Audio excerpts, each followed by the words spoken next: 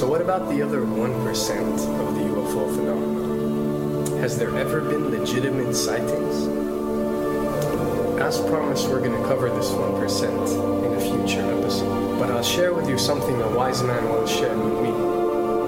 Before we should start focusing on dealing with problems outside our world, we should first focus on solving the problems within our world.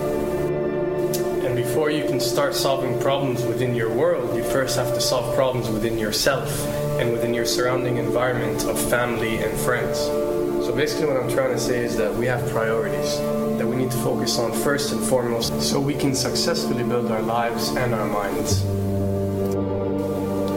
Now, it's no secret that the difference between what the government knows about UFOs and aliens and what is shared or released to the public is extremely enormous. And unfortunately, governments and several organizations on Earth are taking advantage of the UFO phenomenon to achieve worldly agendas.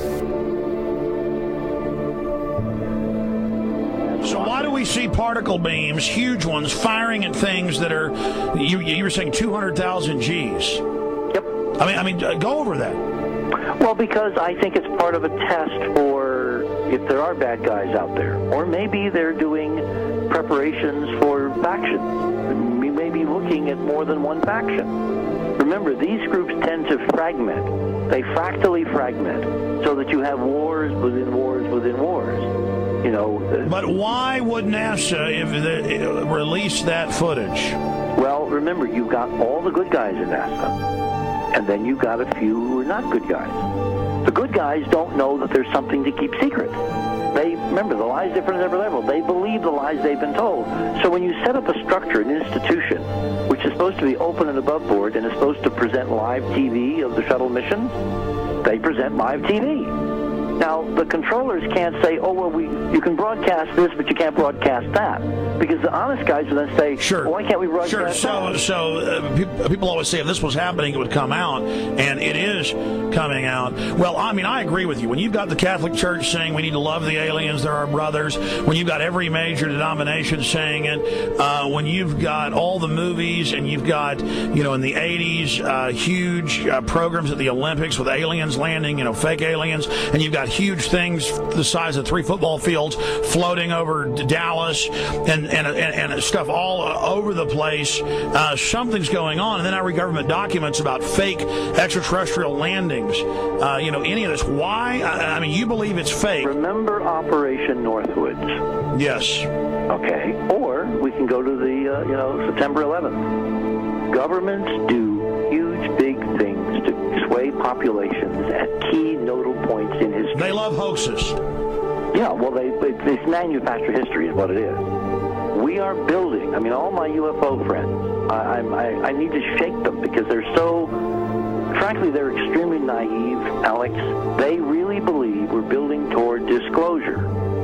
I believe we're building toward a mass, carefully manufactured fake event where ETs, who are really humans, who are really part of this secret clique, who are probably Nazis, who developed or perfected their technology from World War II, which is why you've got to get, Joseph on. They are going to basically fake out the world. And there's an incredible window on the Nazi black ops programs, the compartmentalized, incredible high technology efforts that were being funded by the Nazi war machine, particularly toward the end of the war in a desperate effort to win the war, and they fastened their hopes on several key technologies, some of which appear to be the control of gravity itself, which again is a separate piece of data from my work, which came at this from a hyperdimensional physics perspective. We know there's a lot of suppressed technology. 20 years after the B-2 bomber was already in service, they declassify it. So we have a lot of cases of that. We know there's a whole shadow government.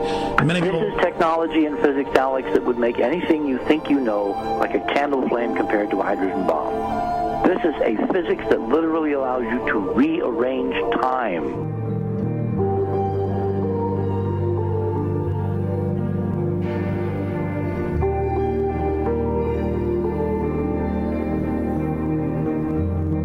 But I mean, imagine you've got all these compartments in these pyramids within pyramids of compartmentalization. That's why that's the New World Order symbol.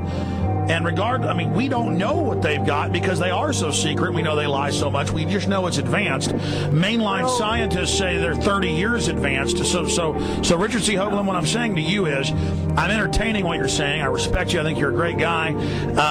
My only issue is, like you said, dealing with what we know they could be up to. The fact, Alex, we have done experiments. We have our own data. We have experiments now from the Soviet Union. 30, 40 years when the Iron Curtain came down, when Glasnost finally prevailed, a huge amount of stuff was declassified from the KGB as well. And we now have put this data together. We not only know what the physics is, we know what it can do, we know what it's based on, we know how to make it work. We've seen in our own experiments ample evidence. We've seen experiments across the American landscape and even in Europe that vindicate various parts of this. And the latest thing I'm working on, it looks like von Braun himself was deeply involved in some of this early physics experimentation, but they're keeping all the good stuff for themselves. The reason is that if we got access to the good stuff, if we got access to the technologies, the energy, we wouldn't be worried about $4, $5 a gallon gas or $10 a gallon gas. We would live like people are supposed to live, all 6 billion of us who could live lightly on the earth, Alex, with this technology. And live longer. Absolutely, and better, and you could live to 200-300 and have the virility of your 20s and 30s. There's extraordinary medical breakthroughs, there's extraordinary physics breakthroughs, technology breakthroughs, energy. It's all been kept away. Think about it. We're already on a planet hurtling through space, all these wonders around you, and you've been taught it's bizarre to question, and that's because there's so many kooks in the alternative movement who do talk about ridiculous, Hollywood-style green men, instead of really looking at the shadow government and all these crazy secret societies that are admittedly running NASA and the shadow government. Now, ladies and gentlemen, during this talk that I'm going to give you, I'm going to explain to you the history of this phenomenon, who the secret government really is, and I will name them by name, beginning group, the study group. I will tell you who they are today. I'm going to tell you what this is all about. I'm going to tell you who's selling drugs to your children, and I'm going to tell you why the United States government is afraid for you to find out what the truth is regarding UFOs.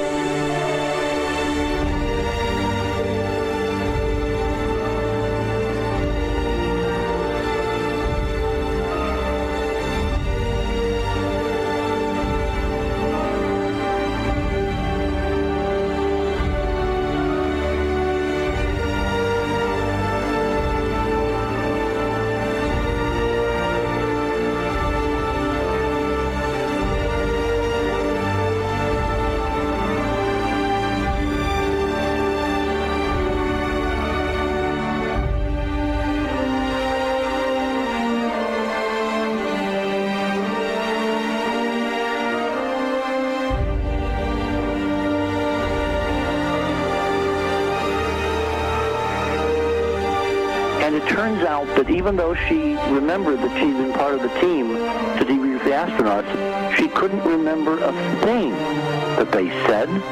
She couldn't remember why she no longer was working with NASA.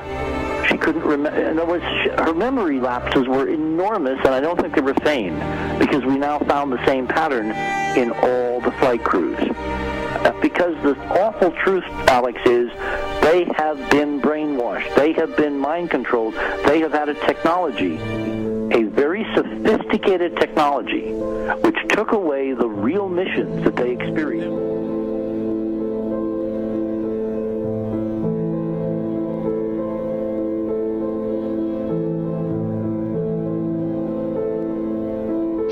Sorry.